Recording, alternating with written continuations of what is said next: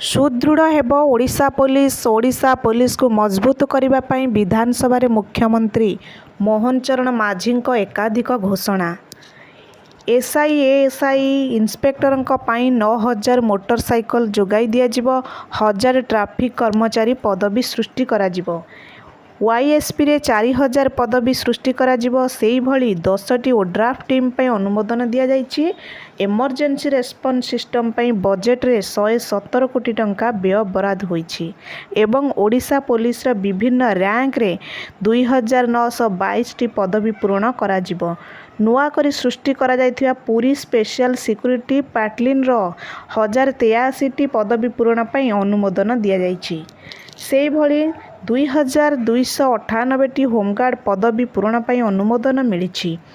कार्यरत थिबा बेले जदि मृत्यु हैला तेबे होमगार्ड को परिवार जनकू चाकरी मिलिबो।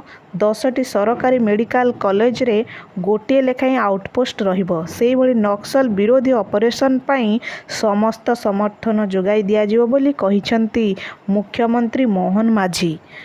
गृहमंत्री मध्य घोषणा करिसंती पुलिस बाहिनी को सशक्त करा जिवो। 81 दिन रे सरकार आईन श्रृंखला को सुदृढ़ करबा पई योजना करिसंती। यह सह 9000 मोटरसाइकल जोगाई दिया जिवो। एएसआई एसआई इन्स्पेक्टर को जोगाई दिया जिवो। सेही भली भाबरे ट्रैफिक पई 1000 टी नुआ पोस्ट गठन करा जिवो। ट्रैफिक व्यवस्था को सुदृढ़ करा जिवो एवं श्रृंखलित मध्य करा जिवो। यह 4000 सिक्योरिटी पोस्ट मध्य दिया जिवो। यह सह 10टी ओड्राफ टीम गठन करबा पई कुहा जाइछि। ओड्राफ रे थिबा हब गुड़िक बढ़ाई दिया जिवो। ताकू मध्य निश्चित करा जिवो। 117 कोटी एमरजेंसी रेस्पॉन्स सिस्टम पई बजेट मध्य रहिबो। यह सह 2922 टी वैकेंसी जो रही ओडिशा पुलिस रे विभिन्न पदवी रे ताकू मध्य पूरण करा जिवो।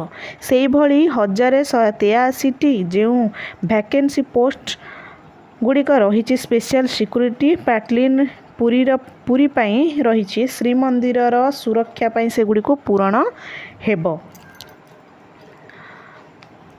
2298 टी जो होमगार्ड पोस्ट रही वैकेंसी से गुड़िक नियुक्ति दिज्व। एथिसह कहा जाइछि जे होमगार्ड काम करुथिबा बेले मृत्यु हेले परिवार जनकू चाकरी मिलिबो।